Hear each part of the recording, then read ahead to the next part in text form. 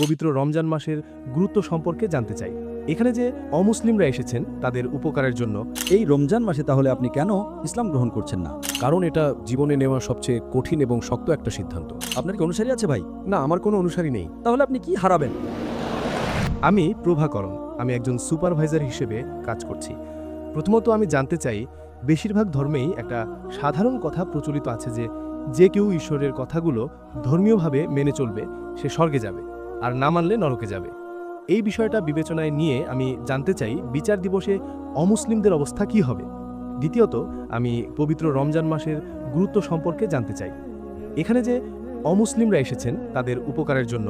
এবং সবশেষে আমি বলতে চাই, আমার জীবনে আমি যেটুকু সামান্য অভিজ্ঞতা অর্জন করেছি তা থেকে আমি জোর দিয়ে বলতে পারি, ইসলামই একমাত্র ধর্ম যার পরিষ্কার সঠিক তাত্ত্বিক জ্ঞান আছে, যা কিনা যৌক্তিক উদাহরণ এবং যুক্তি দ্বারা সমর্থিত। ভাই 3টি প্রশ্ন করেছেন অথবা 3টি মন্তব্য করেছেন। প্রথম প্রশ্নটি ছিল যে সব ধর্মই বলে যে আপনি যদি ঈশ্বরের আদেশগুলো বিশ্বাস না করেন তবে আপনি নরকে যাবেন। বিচার দিবসে অমুসলিমদের কি হবে? জি স্যার। ভাই, যেমনটা আমি আগে উল্লেখ করেছি, কোরআন সূরা নিসা 4 নম্বর অধ্যায়ের 48 নম্বর আয়াতে এবং সূরা নিসা 4 নম্বর অধ্যায়ের 116 নম্বর আয়াতে বলছে, আল্লাহ যদি চান তিনি যে কোনো গুনাহ ক্ষমা করতে পারেন, কিন্তু শিরকের গুনাহ অর্থাৎ ঈশ্বরের সাথে কাউকে শরিক করা তিনি কখনোই ক্ষমা করবেন না। তাই যদি কোনো ব্যক্তি অমুসলিম হিসেবে মারা যায় এবং সে অন্যদের শরিক করে, সে মিথ্যা উপসদের বিশ্বাস করে, সে মূর্তি পূজা করে, সে কখনোই স্বর্গে যাবে না। বাধ্যতামূলকভাবে সে নরকে যাবে। স্বর্গে যেতে হলে আপনাকে এক ঈশ্বরে বিশ্বাস করতে হবে, শুধুমাত্র তারই ইবাদত করতে হবে এবং তার আদেশগুলো মেনে চলতে হবে। আপনার দ্বিতীয় প্রশ্নের ব্যাপারে, অমুসলিমদের জন্য রমজান মাসের উপকারিতা কি? কোরআন সূরা বাকারার 2 নম্বর অধ্যায়ের 183 নম্বর আয়াতে বলছে, রোজা তোমাদের জন্য বিধান করা হয়েছে যেমনটা বিধান করা হয়েছিল তোমাদের পূর্ববর্তীদের জন্য, যাতে তোমরা আত্মসংযম শিখতে পারো। আমরা রোজা রাখি কারণ এতে আমাদের তাকওয়া বাড়ে, আমাদের খোদাভীতি বাড়ে, আমাদের পরহেজগারিতা বাড়ে। এবং সূরা বাকারার 2 নম্বর অধ্যায়ের 185 নম্বর আয়াতে বলা হয়েছে, রমজান হলো সেই মাস যেই মাসে কোরআন নাজিল হয়েছিল সমগ্র মানবজাতির জন্য পথনির্দেশ হিসেবে, সত্য ও মিথ্যার পার্থক্যকারী মানদণ্ড হিসেবে। রমজান হলো এই মাস যেই মাসে মহিমান্বিত কোরআন শেষ এবং চূড়ান্ত আসমানি কিতাব নাজিল করা হয়েছিল শেষ এবং চূড়ান্ত নবী মুহাম্মদ সাল্লাল্লাহু আলাইহি সাল্লামের উপর। এবং কোরআন বলছে এই কোরআন মানবজাতির জন্য পথনির্দেশ, শুধুমাত্র মুসলমানদের জন্য বা আরবদের জন্য নয়, সমগ্র মানবজাতির জন্য। এবং এটা সত্য ও মিথ্যার পার্থক্যকারী মানদণ্ড। তাহলে এই রমজান মাস এটা কিভাবে অমুসলিমদের উপকার করে? এতে কোরআন নাজিল হয়েছে সমগ্র মানবজাতির পথনির্দেশ হিসেবে, মুসলিম এবং অমুসলিম সবার জন্য। তাছাড়াও প্রিয় নবী মুহাম্মদ সাল্লাল্লাহু আলাইহি সাল্লাম বলেছেন, রমজান হলো সেই মাস যে মাসে শয়তানদের বন্দী করে রাখা হয়, জান্নাতের দরজাগুলো খোলা থাকে এবং জাহান্নামের দরজাগুলো বন্ধ থাকে। তার মানে হলো আপনার ভালো কাজ করার সম্ভাবনা বেশি থাকে। একজন মানুষ রমজানে বেশি ভালো কাজ করে, তার খারাপ কাজ করার সম্ভাবনা কমে যায়। যতদূর অমুসলিমদের কথা, ইসলামের বার্তা অমুসলিমদের হৃদয়ে খুব ভালোভাবে পৌঁছাতে পারে, কারণ শয়তান ইবলিসরা বন্দী থাকে। তাই অমুসলিমদের ইসলাম গ্রহণ করার সম্ভাবনা বেশি থাকে, তার ইসলামের কাছাকাছি আসার সম্ভাবনাও বেশি থাকে। আপনি বিশ্বাস করেন যে ইসলামের মধ্যে তাত্ত্বিক বিষয় আছে এবং এটি যুক্তি ও লজিক দ্বারা সমর্থিত। তাই যখন আপনি একমত যে ইসলামের নিয়মকানুন আছে যা যুক্তি ও লজিক দিয়ে সমর্থিত, আপনার কাছে আমার প্রশ্ন, এই রমজান মাসে তাহলে আপনি কেন ইসলাম গ্রহণ করছেন না? এটা ইসলাম গ্রহণ করার প্রশ্ন নয়। আসলে আমি সব ধর্মকেই গ্রহণ করি। প্রতিটি ধর্ম যেসব ভালো কথা বলছে তাই আমার কোনো ভাই, আপনি বলছেন আপনি সব ধর্মের সব ভালো জিনিসে বিশ্বাস করেন, তার মানে কিছু ধর্মে কিছু খারাপ জিনিসও আছে, ঠিক তো? আমি একমত, খুব ভালোভাবেই একমত। আচ্ছা, ঠিক আছে, আমি আপনাকে একটা সহজ প্রশ্ন করতে চাই। আপনার মতে ইসলামে খারাপ কি আছে? বাস্তবিকভাবে আমি ইসলামে খারাপ কোনো কিছুই পাইনি, কিন্তু হয়তো চর্চার ক্ষেত্রে মানুষেরা না, ইসলামে মুসলমানদের কথা বলবেন না, মুসলমানরা খারাপ হতে পারে, আমি মুসলমানদের কথা বলছি না। জি স্যার, ইসলামের কথা বলুন। এমন মুসলমান আছে যারা হয়তো মদ খায়, এমন মুসলমান আছে যারা হয়তো প্রতারণা করে। আমি না, আমি ইসলাম সম্পর্কে খারাপ কোনো কিছুই পাইনি, খুব খোলাখুলিভাবেই বলছি।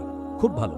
এখন আপনি আমাকে খুব খোলাখুলি বললেন আপনি সব ধর্মের ভালো জিনিসগুলো নেন, আপনি এও জানেন যে অন্য ধর্মগুলোতে খারাপ জিনিসও আছে, এবং আপনি এটাও বললেন যে ইসলামে আপনি খারাপ কোনো কিছু জানেন না। জি স্যার, তাহলে এখন অন্য ধর্মগুলোতে ভালো এবং খারাপ আছে, এই ধর্মে শুধুই ভালো। ধরেন আমি আপনাকে 2 গ্লাস পানি দিলাম, একটা হলো বিশুদ্ধ খাঁটি পানি, অন্য পানিটা বিশুদ্ধ পানি এবং 1 ফোঁটা প্রস্রাব। তাহলে আপনি কোন পানিটা পান করবেন? অবশ্যই ভালো পানিটা, ভালো খাঁটি পানি। তাহলে এটা একটা খাঁটি ধর্ম, একদম খাঁটি, কোনো ভেজাল ছাড়া। এখন যখন আমি বুঝতে পারছি এটা খাঁটি,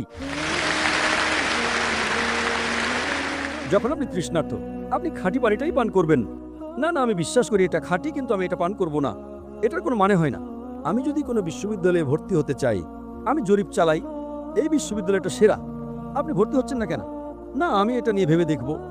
যদি আপনার ফি দেওয়ার টাকা না থাকে, ঠিক আছে, বিশ্ববিদ্যালয়টা খুব ভালো কিন্তু অনেক ব্যয়বহুল, আমি ফি দেওয়ার সামর্থ্য রাখি না। ইসলাম হলো ফ্রি। যদি আপনি একমত হন যে এটা সেরা, আপনাকে এটা গ্রহণ করতেই হবে। অথবা হতে পারে এটা কপটতা। দেখুন, আমি যদি একমত হই যে এটা সেরা, তাহলে আমাকে এটা গ্রহণ করতে হবে। যদি আপনি জানেন যে কোনো ভুল নেই, তার মানে বিচার দিবসে ঈশ্বর আপনাকে প্রশ্ন করবেন। যদি আপনি একমত হয়ে থাকেন, ঈশ্বর আপনার হৃদয়ে বার্তা দিয়েছিলেন এটা সেরা ধর্ম, আপনি কেন এটা গ্রহণ করেননি? দেখুন, যদি আপনি একমত হন যে এটা সেরা, তাহলে এটা অযৌক্তিক, এটা গ্রহণ না করাটা অযৌক্তিক। যদি আপনি মনে করেন কিছু খারাপ আছে, আমি এখন আপনার ভুল ধারণাগুলো পরিষ্কার করে দেব। যদি আপনি একমত হন যে এটা সেরা ধর্ম, যদি আপনি একমত হন যে এটা সবচেয়ে বেশি যৌক্তিক, যদি না আপনি অযৌক্তিক হন, যদি আপনি যৌক্তিক হন, আপনাকে সবচেয়ে যৌক্তিক ধর্মটা মেনে নিতেই হবে। যদি না আপনি নিজেকে অযৌক্তিক মনে করেন ভাই। স্যার, দেখুন ভাই, মাঝে মাঝে আবেগ কাজ করে। আমার মা কি বলবেন, আমার বাবা কি বলবেন, সমাজ কি বলবে, মুসলমান, তাই এই জিনিসগুলো হয়তো আপনাকে গ্রহণ করা থেকে আটকে রাখছে। আমি একমত, এটা কঠিন, এটা সহজ নয় ভাই। কিন্তু যদি আপনি যৌক্তিক হন, আপনি যদি বিজ্ঞান মনস্ক হন, আপনাকে যেটা সেরা সেটা গ্রহণ করতে হবে। তাই আমি বলি, কেউ যদি আমাকে প্রমাণ করে দেয় যে ইসলামের চেয়ে ভালো কোনো ধর্ম আছে, আমি সেটা গ্রহণ করব। কেউ যদি আমাকে আজ প্রমাণ করে দেয় যে কোনো সময় যে ইসলামের চেয়ে ভালো কোনো ধর্ম আছে, আমি গ্রহণ করতে প্রস্তুত। কেউ যদি আমাকে প্রমাণ করে দেয় খ্রিস্টান ধর্ম বেশি ভালো, আমি খ্রিস্টান ধর্ম গ্রহণ করতে প্রস্তুত। আমি শুধু মুখেই বলছি না, ধর্মতত্ত্বের ডক্টরদের সাথে, শীর্ষস্থানীয় খ্রিস্টানদের সাথে আমার আলোচনা হয়েছে। আমি কোনো আলেম নই, আমি একজন ছাত্র।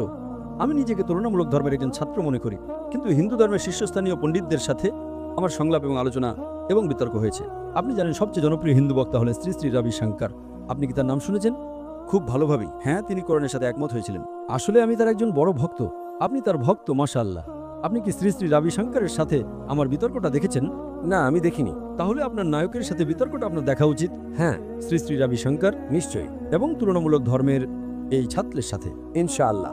যদি আমি সুযোগ পাই, অবশ্যই। হ্যাঁ, এবং যেহেতু আপনি একমত, এমনকি তিনিও একমত হয়েছিলেন যে ঈশ্বরের কোনো প্রতিমূর্তি নেই, তিনি কোরআনের সত্যতা মেনে নিয়েছিলেন। দুর্ভাগ্যবশত তিনি এটা গ্রহণ করেননি। জানেন কেন? যদি আপনি গ্রহণ করেন, তাহলে সব অনুসারীদের হারাবেন। আমি একমত। আপনি একমত? আপনার কি অনুসারী আছে? না, আমার কোনো অনুসারী নেই। আপনার কি অনুসারী আছে ভাই? না, আমার কোনো অনুসারী নেই। খুব ভালো। তাহলে আপনি কি হারাবেন? হয়তো কিছু বন্ধুত্ব, হয়তো কিছু আত্মীয় স্বজন। এটা কঠিন, এটা কঠিন, কিন্তু যদি আপনি সত্য জানেন, আপনার সেটা গ্রহণ করা উচিত। এতে ভুল কিছু নেই। আসলে এখন পর্যন্ত এই মুহূর্ত পর্যন্ত আমি এটা নিয়ে ভাবিনি, কারণ এটা জীবনে নেওয়া সবচেয়ে কঠিন এবং শক্ত একটা সিদ্ধান্ত। আজ এই রমজান মাসে চিন্তা করুন। আপনি আমাকে জিজ্ঞেস করেছিলেন এটা কিভাবে অমুসলিমদের উপকার করে। এটা অমুসলিমদের উপকার করে সত্যের দিকে তাদের হৃদয় খুলে দেওয়ার মাধ্যমে। তাই আমি আপনাকে অনুরোধ করব এটা নিয়ে ভাবতে। আজ না হলেও আপনার হাতে এখনো 3 সপ্তাহ আছে রমজান মাস শেষ হওয়া পর্যন্ত। আপনার হাতে আরো 2-1 সপ্তাহ আছে। আজ না হলেও রমজান মাসে গ্রহণ করুন, যদি এটা আপনার উপকার করে। এবং ইনশাআল্লাহ আমি আপনাকে বলতে পারি যে ইনশাআল্লাহ যদি আপনি ইসলাম গ্রহণ করেন, আপনার আগের সব গুনাহ মাফ করে দেওয়া হবে 100%। তাই আজ যদি আপনি ইসলাম গ্রহণ করেন, ধরুন যদি আজ আপনি মারা যান, আমি নিশ্চিতভাবে বলতে পারি আপনি জান্নাতে যাবেন। আমি নিজের ব্যাপারে নিশ্চিত নই, কিন্তু আপনার ব্যাপারে আমি আপনাকে বলতে পারি, কারণ যেই মুহূর্তে একজন মানুষ ইসলাম গ্রহণ করে, তার আগের সব গুনাহ মাফ করে দেওয়া হয়। যদি আপনি ইসলাম গ্রহণ করেন এবং আজ আপনার কিছু হয়ে যায়, আমি অন্যদের কথা জানি না, ইনশাআল্লাহ আপনি জান্নাতে যাবেন। আপনাকে অনেক ধন্যবাদ। সালাম। তাই আমি আপনার গ্রহণের অপেক্ষায় রইলাম ভাই। ধন্যবাদ স্যার।